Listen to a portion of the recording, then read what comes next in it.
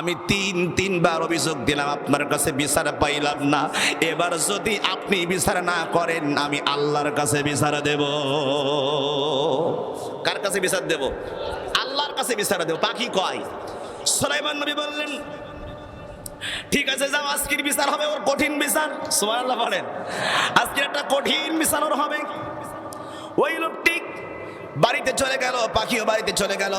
পরের দিন যখন আবার পাখি ডিম পাড়ছে, লোকটি ডিম নেওয়ার জন্য উপরে মাত্র উঠবে, সুলাইমান নবী জিনদেরকে খবর দিলেন, জিন, ও জিনেরা তোমরা কয়েকজন আসো তো দেখি। ও যখন ডিম পাড়তে গাছের মাথায় উঠবে, ওরে ধাক্কা দিয়ে ফেলে দিবা, ধাক্কা দিয়ে ফেলে দিবা, যেন মনে করে যে আমি গাছ থেকে পড়ে গেছি। জিনদেরকে যখন বলল, জিনেরা সবাই রেডি হয়ে আছে, এই মুহূর্তে ধাক্কা দিয়ে ফালাই দিবে।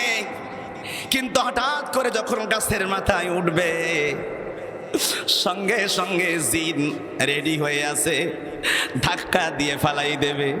কিন্তু সুলাইমান নবীর উম্মত গাছের মাথায় ওঠার সময় নিচ থেকে একজন ফকির এসে ডাক দিয়ে বলে, ভাই আল্লাহর রাস্তায় আমার কিছু দান করেন। সুবহানাল্লাহ বলেন।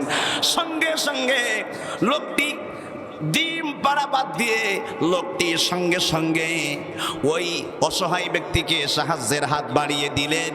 দিয়ে সাহায্য দেওয়ার পরে আবার তিনি গাছের মাথায় উঠে আবার ডিম নিয়ে নেমে আসলেন। জিনেরা কিছু করতে পারল না। পাখি আবার সুলাইমান নবীর কাছে গেছে, যাইয়া কই, নবী গো, বিচার দিলাম তিনবার, কি বিচার করলেন? আজকেও তো ডিম নিয়ে গেছে।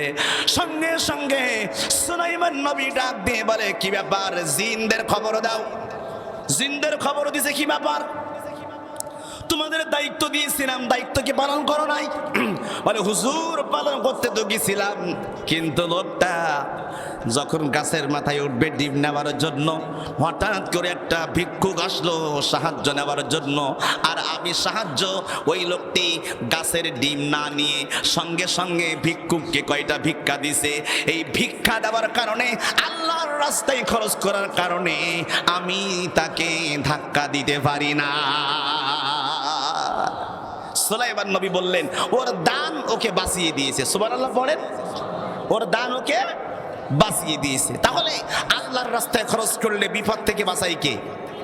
জিনও পারে নাই, জিনও পারে নাই তাকে গাছ থেকে ফালাইতে, সে দান করার কারণে।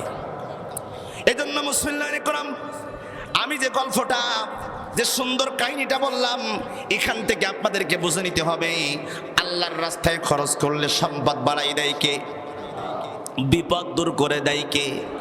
আর মনে করতেছেন সম্পদ গুছায় রাখবেন, কোন জায়গায় নিয়ে যাবেন? নিয়ে যেতে পারবেন না।